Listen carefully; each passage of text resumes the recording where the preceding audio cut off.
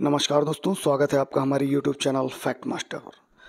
दोस्तों, junior added की परीक्षा तो हो गई, उसके बाद परिणाम भी आ गया, लेकिन अब परिणाम जो है ये दोबारा से आएगा। जूनियर शिक्षक भर्ती का जो पुराना परिणाम था उसको रद्द किए जाने का जो प्रस्ताव है वो शासन में लंबित है।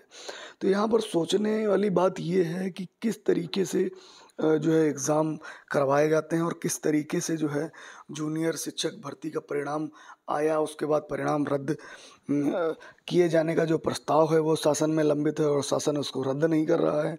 कम अंक दिए जाने के आरोप में संशोधित हुआ है परिणाम। अब ये देखिए क्यों कम अंक दिए गए।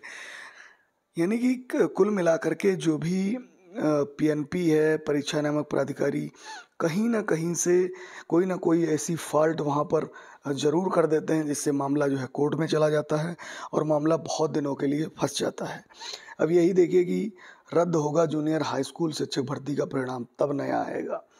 अब जो जूनियर हाई स्कूल शिक्षक भर्ती के परिणाम में जो लोग पास आउट हो गए हैं उनका धड़ा अलग हो जाएगा और जो कम अंक वाले हैं जिनके लिए संशोधित किया जा रहा है वो धड़ा अलग हो जाएगा।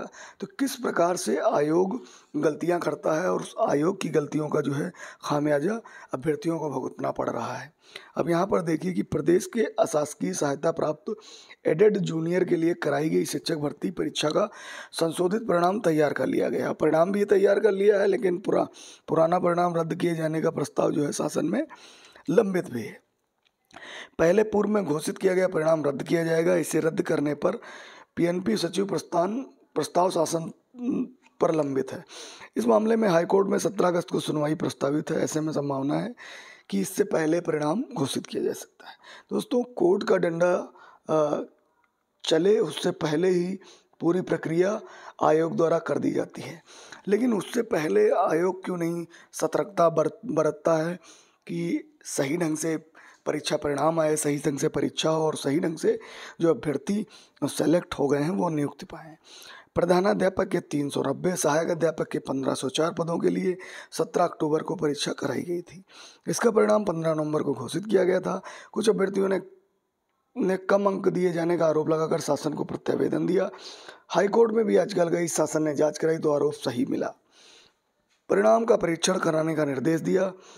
पीएनपी सचिव ने परिणाम का परीक्षण पूर्ण करा लिया है। अभ्यर्थी संशोधित परिणाम जारी किए जाने को लेकर पीएनपी कार्यालय पहुंच रहे हैं। तो दोस्तों, ये जो मामूली सी फॉल्ट होती है, इसके लिए पिछले कई दिनों से 17 अक्टूबर 2021 को परीक्षा हुई, 15 नवंबर को रिजल्ट आया और लगभग 8 महीने हो गए हैं और जूनियर शिक्षक भर्ती का परिणाम जो है लंबित हो गया है। एक परिणाम आया, उसको रद्द किया जाएगा, फिर दूसरा परिणाम। तो ये बहुत सारी चीज़ें हैं जिनको दुरुस्त करना होगा और सरकार को विशेष ध्यान देना होगा कि जो भी परीक्षाएं हो रही हैं उसमें बहुत से अभ्यर्थी ऐसे हैं जो कई वर्षों से जो है प्रतियोगी परीक्षा की तैयारी कर रहे हैं और लगे हुए होते हैं, लेकिन परिणाम को लेकर के, परीक्षा को लेकर के एक आशंका बनी रहती है।